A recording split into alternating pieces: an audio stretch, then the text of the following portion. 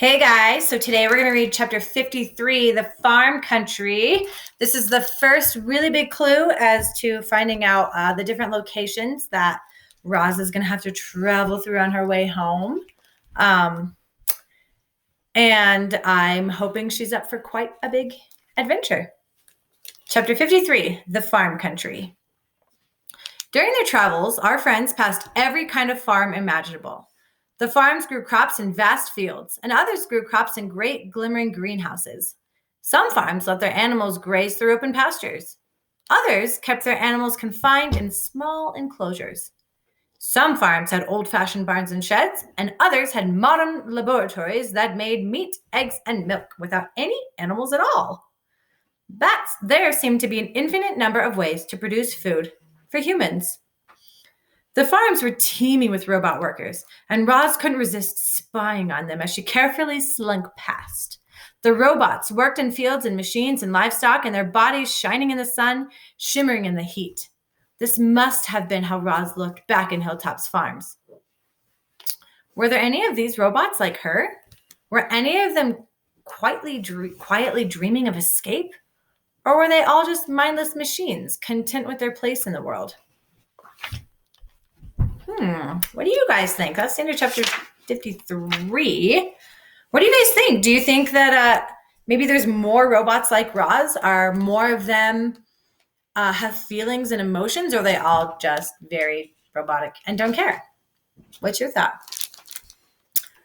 We're going to keep reading. That's a short one. Chapter 54, The Mountains. This might be my favorite chapter just because you guys know how much I love the mountains. But man, did you just get that? Chapter 53, the farm country. Chapter 54, the mountains. Are these two different areas that maybe Roz had to journey through to get where she needed to go?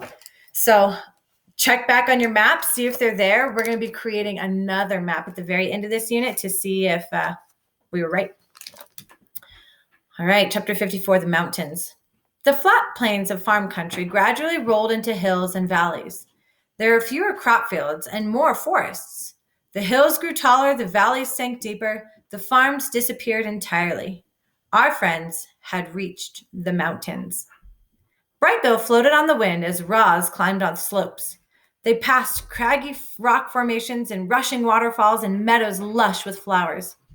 The robot could have hiked on, never slowing or stopping. But the goose needed to rest. As the stars came out with each evening, they found a safe location to settle down.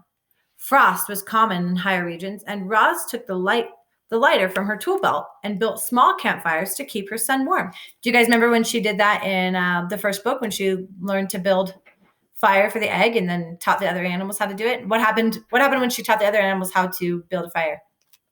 They built one and it got out of control and they almost burnt down the whole island. So they sat around the crackling flames, reminiscing about life on the island until Brightbill drifted off to sleep.